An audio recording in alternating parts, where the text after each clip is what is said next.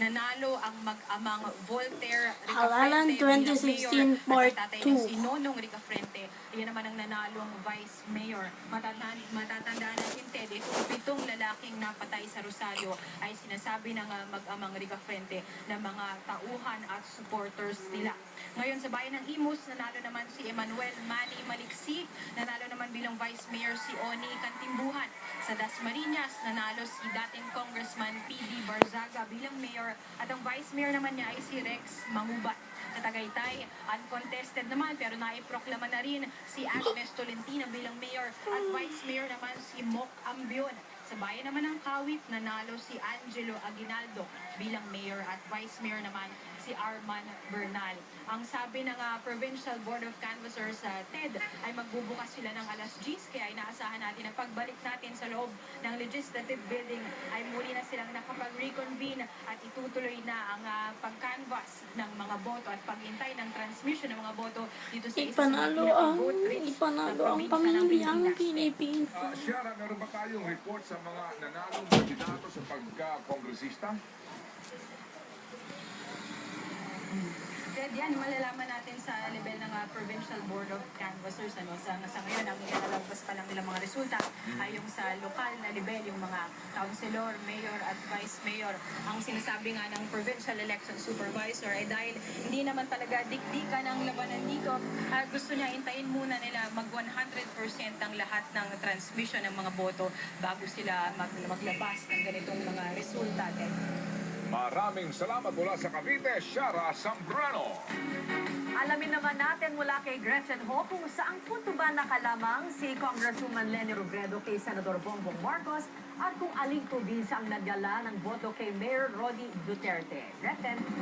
Bernadette, na ito sa ating screen ang partial and unofficial results as of 7:29 a.m. Ito nga ang ating presidential race. Nangunguna pa rin si Mayor Rodrigo Duterte with 15,061,179 votes.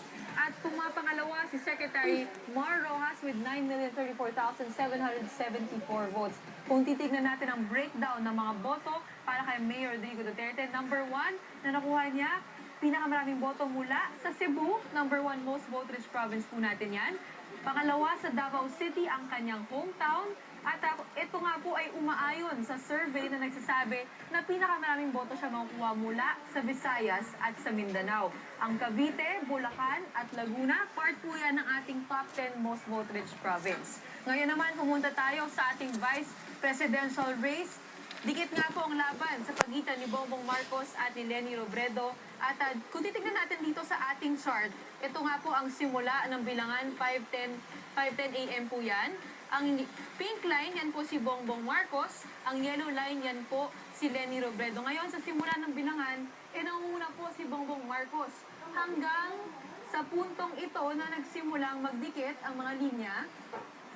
At dito nga, kung titignan natin, 4 a.m., sa puntong 4 a.m. ay nagsimula na lumamang si Congresswoman Leni Robredo. Dito po. Ayan po. Yan, dyan po nagsimulang lumamang si Congresswoman Leni Robredo, 4 a.m. po kaninang umaga. At kung titignan naman natin ang breakdown ng kanilang mga boto, number 1 po, sa pinakamaraming boto po siya nakuha mula sa Negros Occidental, sa kanyang hometown, pangalawa po yan, Camarines Sur, ang Iloilo at Cebu, number 3 and 4 po yan. At kung mapansin natin, ang Negros Occidental, ang Iloilo at Cebu, parte po yan ng Visayas. At yun po ang kinalang baluarte ni Secretary Mar Rojas. Ngayon, tignan man natin ang listahan ng mga boto ni Bongbong Marcos. Dito, number 1 siya sa Pangasinan. Pinakamaraming boto po ang nakuha niya mula dyan. At ang Pangasinan, parte po yan ng Ilocandia. Pangalawa po siya sa Cavite. Yan naman ang ating number 2 most vote-rich province. Ang Bulacan, Nueva Ecija at Isabela, pati rin po yan ng Northern Luzon. Kung titignan natin ang top 5 natin, actually, galing po yan lahat sa Luzon. Yan po muna ang breakdown ng mga boto as of 7:29 a.m. po yan. Balik muna sa inyo, Bernadette. Maraming salamat, Gretchen Ho. Samantala, mga kapamilya,